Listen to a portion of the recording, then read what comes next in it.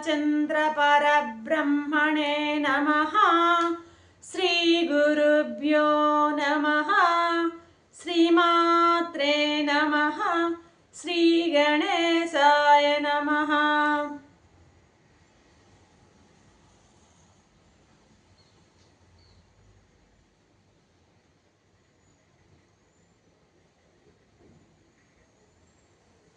ప్రియాత్మ బంధువులారా, యోగ వాసిష్టం నిర్వాణ ప్రకరణము 553వ భాగం. వశిష్ఠ మహర్షి రాముల వారితో నిన్న అన్నారేమని, యదం అనే దృష్టి వదులుకోవయ్యా, అహం యదం రెండు కూడాను సమాధి వ్యవహారం రెండింటిని కలిపి చూడడం అభ్యాసం చేసుకో అంటూ చెప్పారు నిన్న. చెప్తూ ఏమన్నారు, అలా యదం అనేటువంటి దృష్టిని వదిలి మనసు అనేటువంటి పక్షిని పంజరంలో బంధించినట్లు మనసుని అలాగ బంధించేయి.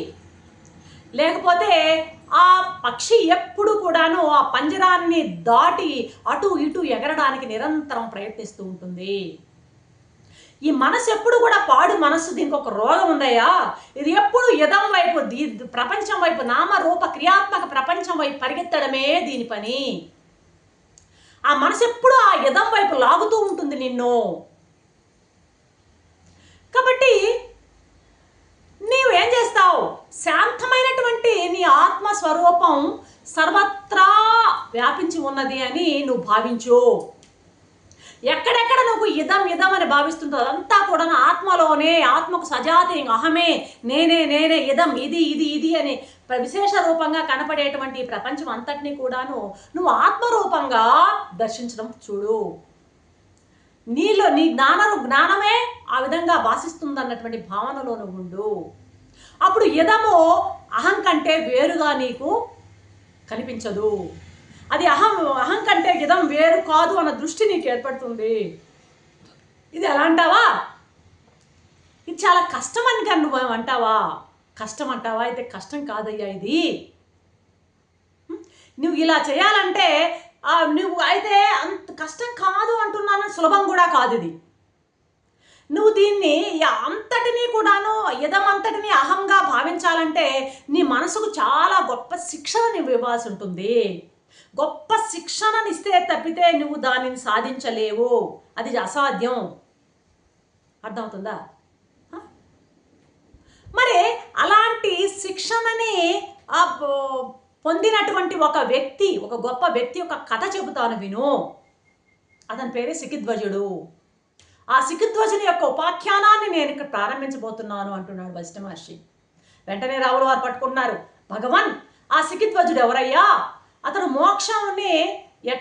మోక్షాన్ని ఎలా పొందగలిగాడు, జ్ఞానాభివృద్ధి కోసమై నాకు ఈ విషయాన్ని దయచేసి నా జ్ఞానాన్ని అభివృద్ధి అంటే నా జ్ఞానం బాగా పెంపొందించడం కొరకై నువ్వు ఈ విషయాన్ని నాకు బాగా వివరించి చెప్పండి అంటున్నాడు.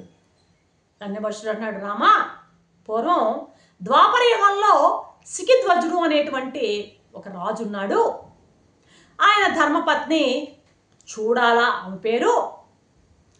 వాళ్ళిద్దరూ ఈ కల్పంలో కూడా వారు అలాగే దంపతులుగా ఉండబోతున్నారు అన్నాడు. ఇది త్రేతాయుగం. వీళ్ళు చెప్పుకునేటువంటి ఈ యొక్క కథ జరిగేది త్రేతాయుగం, రాముల వారి కాలం కదా. మళ్ళీ నెక్స్ట్ వచ్చేటువంటి ద్వాపరయుగంలో కూడా మళ్ళీ వాళ్ళు ఉంటారంట, భార్యాభర్తలు అన్నాడు ఇక్కడ ఎవరు, వశిష్ఠ మహర్షి. వెంటనే శ్రీరాముల వారు పట్టుకుంటున్నారు, భగవన్, పూర్వము ఏం జరిగిందో అదే ఇప్పుడు కూడా జరుగుతుంది అంటున్నారు మీరు. అంటే గతంలో ఎప్పుడు శిఖిధ్వజుడు చూడాలని ఇద్దరు ఉన్నారు, వాళ్ళు మళ్ళీ ద్వాపరయుగంలో ఉండబోతున్నారు అంటున్నారే. ఈ భూత భవిష్యత్ కాల సందులో ఈ భూతంలో జరిగింది భవిష్యత్తులో మళ్ళీ జరగడానికి, సందర్భాలన్నీ జరగడానికి, ఒకే రూపంగా జరగడానికి అసలు ఏంటి కారణం, ఎందుకు అలా ఎలా ఉండగలవు, ఏ విధంగా అలా జరగగలవు అని అడుగుతున్నాడు. అంటే గతంలో జరిగింది మళ్ళీ ఎలా జరుగుతుంది అన్నది ఈయన ప్రశ్న అన్నమాట, రాముల వారి ప్రశ్న. అంటే ఫస్ట్ చెప్తున్నాడు, రామా, జగత్తు యొక్క సృష్టి విషయంలో ఈ బ్రహ్మలు ఉన్నారే, బ్రహ్మ మొదలైన వాళ్ళు సంకల్పాలు చేస్తారు కదా. ఈ బ్రహ్మ చేసేటువంటి సంకల్పాన్ని జగత్తు విషయంలో, సృష్టి విషయంలో బ్రహ్మ చేసే సంకల్పాన్ని నియతి అంటారు. నియతి తప్పనిసరిగా జరిగేటువంటి అనమాట. ఒక సంఘటన పూర్వం చాలాసార్లు జరిగి ఉండుండొచ్చు, అదే సంఘటన మళ్ళీ పునరావృతం కావచ్చు. గతంలో జరిగిన ఒక సంఘటన, అనేక పర్యాయాలు జరిగిన సంఘటన మరొకసారి కూడా జరిగేదానికి అవకాశం ఉంటుంది. ఇది అంతా కూడాను నియతిలో భాగం, పరమాత్మ యొక్క సంకల్పంలో భాగం. ఇంకా ఇంతకుముందు ఎప్పుడు జరగనిది కూడా జరగచ్చు, ఒక్కొక్కసారి జరిగినదే మళ్ళీ జరగచ్చు, జరగనిది కూడా మళ్ళీ జరగచ్చు. జరిగింది ఒక్కొక్కసారి జరిగిపోయింది ఇంక మళ్ళీ ఎప్పుడు జరగకుండా ఉండొచ్చు, అసలు ఎప్పుడు జరగనిది జరగవచ్చు, జరిగినదే జరుగుతూ ఉండొచ్చు. ఇదంతా కూడాను బ్రహ్మ యొక్క సంకల్పం ద్వారా వచ్చేటువంటి నియతి కారణంగానే ఇవి జరుగుతుంటుందయ్యా. సృష్టిలో నియతి స్వభావం అదే. కాబట్టి ఒక మడుగులో, ఒక సముద్రంలో అలల్లో ఒకదానిని పోలిన అల మరొకటి వస్తుంటుంది కదా.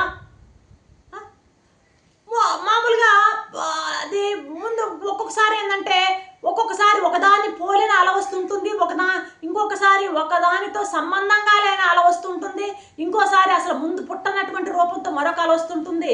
ఇలా రకరకాలుగా మడుగులో అలలు ఎలా ఏర్పడతాయో, కొత్త కొత్త రూపాలు ఏ విధంగా ఏర్పడుతుంటాయో ఈ సృష్టిలో కూడాను అలాగే జరుగుతూ ఉంటుంది. సృష్టి వ్యవస్థ కూడా అలాంటిదే. కాబట్టి నేను చెప్పబోతున్నటువంటి కథలో నాయకుడైనటువంటి ఎవడు ఆ శిఖిధ్వజుడు, అదేవిధంగా నాయకురాలైనటువంటి ఆ చూడాల, వాళ్ళిద్దరూ మరలా వాళ్ళు తేజోవంతులైనటువంటి దంపతులుగా మళ్ళా ద్వాపరయుగంలో కూడా పుట్టగలరు. వాళ్ళ యొక్క వృత్తాంతాన్ని ఇప్పుడు నేను చెప్తాను విను అంటున్నాడు అనమాట. అంటూ వాళ్ళ పూర్వ వృత్తాంతాన్ని చెప్తున్నారు. 7వ మనువు ఉన్నాడు కదా, 14 మంది మనువులు ఉంటారన్నమాట. ఆ 7వ మనువు గతించిపోయిన తర్వాత 4 యుగాలు పూర్తి అయిపోయాక 4వ సృష్టి ఆరంభమైనప్పుడు ప్రతి యుగంలోనూ 4 యుగాలు, ప్రతి కల్పంలోనూ 4 యుగాలు ఉంటాయి కదా. ఏమి ద్వాపర యుగము, కృతయుగం, త్రేతాయుగం, ద్వాపరయుగం, కలియుగం.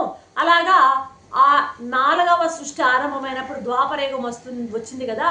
ఆ ద్వాపరయుగంలో, ఆ యుగంలో కురు వంశంలో వింధ్య పర్వతానికి సమీపంలో జంబూ ద్వీప సమీపంలో, ఆ జంబూ ద్వీపంలో, సమీపం కాదు, జంబూ ద్వీపంలో ఒక మాళవ దేశం అనే దేశం ఉందయ్యా. ఆ మాళవ దేశానికి రాజధాని వచ్చి ఉజ్జయిని. ఇప్పుడు మనక మహంకాళి, ఉజ్జయిని అనేటువంటి ఆ ఉజ్జయిని పట్టణం అదే పేరుతో ఉంది ఇప్పుడు కూడా మనకి. ఉజ్జయిని అనేటువంటి నగరం ఉంది. ఆ ఉజ్జయిని నగరంలో శిఖిధ్వజుడు అనేటువంటి రాజు జన్మించాడయ్యా. అతడు చాలా ధైర్యవంతుడు, ఎంతో ఔదార్యవంతుడట. క్షమ, శమం, దమం. శమం అంటే అంతరేంద్రియ నిగ్రహం, దమం అంటే బాహ్యేంద్రియ నిగ్రహం గలవాడట. అటువంటి మంచి సద్గుణాలన్నీ కలిగినటువంటి శ్రీమంతుడైనటువంటి వాడట ఆ శిఖిధ్వజుడు. తండ్రి చిన్న వయసులోనే అతని తండ్రి స్వర్గస్థుడైనాడట. చిన్న పిల్లవాడిగా ఉండి కూడా 16వ ఏటనే ఇతను దిగ్విజయ యాత్ర చేశాడట. వేసి భూమండలం అంతటినీ తన సామ్రాజ్యంలో భాగంగా చేసుకున్నాడట. ధర్మబద్ధంగా ప్రజలని పాలిస్తూ చక్కగా ఆ రాజ్యాన్ని పరిపాలిస్తూ ఉన్నవాడు. సరే, ఈయనకి యవ్వన దశ వచ్చింది. మంత్రులందరూ కలిసి సురాష్ట్ర దేశపు రాజపుత్రి అయినటువంటి ఒక కన్యకని, ఆమె పేరు చూడాలా అనేటువంటి కన్యకను తెచ్చి వీరికి వైభవోపేతంగా వివాహం చేశారు. తర్వాత ఏం జరుగుతుందో రేపటి ఎపిసోడ్లో చూద్దాం. అంతవరకు సెలవు. సర్వం శ్రీరామచంద్ర చరణారవిందార్పణం. ఓం శాంతి శాంతి శాంతి.